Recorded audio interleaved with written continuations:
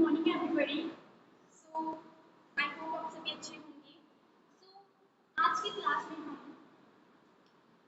Components of total cost and calculation of profit की कैसे calculation की जाती है and items not include cost counting, ये तीन टॉपिक के बारे में डिस्कशन करेंगे। So let's start guys. So first है हमारा कंपोनेंट्स ऑफ टोटल कॉस्ट। देखो मैं यहाँ पे डेली बोल रही हूँ, मैंने आपको कल भी बोला था कि आप जरूरी नहीं कि आप अपने नोट्स पे लिखो। नो, आप मेरी बात को ध्यान से सुनोगे ना तभी आपको अंडरस्टैंड इजी से होगा। ओके, सो फर्स्ट हम करते हैं कंपोनेंट्स ऑफ टोटल कॉस्ट। ठीक है, कंपोनेंट्स ऑफ टोटल कॉस्ट में हमारा क्या था, सबसे पहले था प्राइम कॉस्ट। प्राइम कॉस्ट में क्या होता है? ठीक है, प्राइम कॉस्ट में एक्चुअली है क्या था, ये direct material, direct labour and direct expenses से तीनों से ये बनी हुई है। ठीक है, direct labour, direct expenses and direct material, ये तीनों से ऐड होती है, ये हमारी प्राइम कॉस्ट। इसको हम डायरेक्ट कॉस्ट और बेसिक कॉस्ट के रूप में भी जानते हैं। सेकंड हमारे पास आती है फैक्ट्री कॉस्ट। मैंने आपको कल बताया था ना, फैक्ट्री कॉस्ट को वर्क कॉस्ट भी कह सकते हैं। तो फैक्ट्री कॉस्ट का क्या फॉर्मूला होगा कि total of prime cost, total of prime cost plus factory overheads. तो ये तुम्हारा फैक्ट्री कॉस्ट। ठीक है, उसके बाद ऑफिस कॉस्ट। ऑफिस कॉस्ट को हम कॉस्ट ऑफ प्रोडक्शन भी कहते हैं। इसमें क्या होता है, factory cost plus office overheads. Okay, और नेक्स्ट हमारे पास आती है सेलिंग कॉस्ट, जिसको हम कॉस्ट ऑफ सेल भी कहते हैं। ठीक है, तो सेलिंग कॉस्ट को टोटल कॉस्ट भी कहते हैं। इसका क्या होगा, total of office cost plus selling distribution overheads. So next हमारी आती है last selling price. Selling price को हम सेल्स भी कहते हैं, जिसमें क्या होता है, total of cost of sale plus profit. So that is selling price. तो मैं आपको एक बार फिर से रिपीट कर देती हूँ।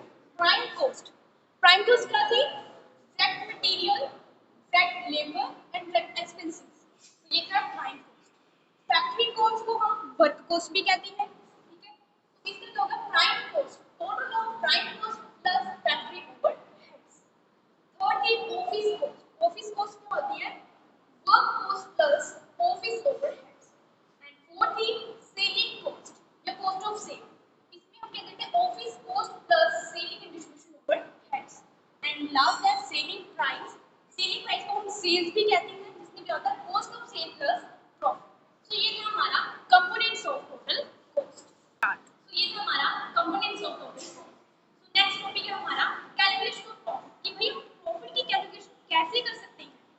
ठीक है, तो फर्स्ट हमारा, अगर हमें प्रॉफिट की परसेंटेज हमें टोटल कॉस्ट में दी होगी, तो टोटल कॉस्ट ही हमें गिवन होगी, तब क्या फॉर्मूला होगा। सो ये था कैलकुलेशन प्रॉफिट। किसी मार्कर नहीं चल पा रहा है, इसलिए मैं आपको नोटबुक पे बता रही हूँ। कैलकुलेशन ऑफ प्रॉफिट, ठीक है, तो कैलकुलेशन प्रॉफिट क्या थी कि अगर हमें प्रॉफिट की परसेंटेज कॉस्ट पर दी होगी ना, प्रॉफिट की परसेंटेज कॉस्ट पे दी होगी, तो हमें टोटल कॉस्ट गिवन होगी, तब क्या फॉर्मूला होगा, profit is equal to cost multiply percentage of profit divided by 100। Okay, अगर हमें सेकंड है, प्रॉफिट की परसेंटेज अगर हमें सेलिंग प्राइस पे दी होगी, तो हमें कॉस्ट गिवन होगी, तब क्या फॉर्मूला होगा, profit is equal to cost multiply percentage of profit divided by 100 minus percentage of profit. ठीक है, सो नेक्स्ट है थर्ड, व्हेन एज अगर हमें प्रॉफिट की परसेंटेज टोटल कॉस्ट पे दी होगी, हमें सेल्स गिवन होगी, तब क्या फॉर्मूला होगा, profit is equal to sales multiply percentage of profit divided by 100 plus percentage of profit. So ये था हमारा कैलकुलेशन ऑफ प्रॉफिट। अच्छे से ये तीन जो फॉर्मूले हैं 1, 2 एंड 3 अच्छे से लर्न कर लीजिएगा। अगर आप अपनी नोटबुक उतारना चाहते हो तो आप लिख सकते हो। ठीक है, तो आई होप आप सभी को कैलकुलेशन ऑफ प्रॉफिट आपको अच्छे से क्लियर हो गया होगा। सो नेक्स्ट है हमारे पास थर्ड टॉपिक हमारा कि हमारा items not include for cost count. ऐसे आइटम्स जो कॉस्ट काउंट में इंक्लूड नहीं की जाती। फर्स्ट है हमारे पास आइटम्स प्योरली फाइनेंशियल एक्सपेंसिव, ये कॉस्ट काउंट में इंक्लूड नहीं की जाती है। एंड सेकंड है आइटम्स प्योरली फाइनेंशियल एक्सपेंसिव, ये भी कॉस्ट काउंट में इंक्लूड नहीं की जाती है, फाइनेंशियल काउंटिंग में की जाती है। Items purely appropriation of profit and loss count, ये भी इसमें इंक्लूड नहीं की जाती है, फाइनेंशियल काउंटिंग में इंक्लूड की जाती है। And third and last fourth है हमारे पास items purely abnormal losses and expenses, और जिनको हम अनएक्सेप्टेड चेंजेस होते हैं, जिनको हम मतलब चेंज नहीं कर सकते हैं।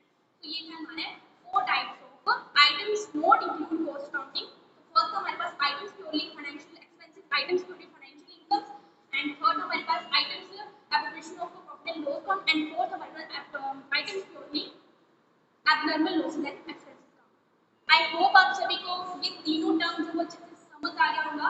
तो नेक्स्ट क्लास में हम कॉस्ट शीट के बारे में डिस्कशन करेंगे, जिसको हम स्टेटमेंट ऑफ कॉस्ट भी कहते हैं। सो आई होप आप सभी को अच्छे से अंडरस्टैंड हो गया होगा। So thank you, bye, take care guys.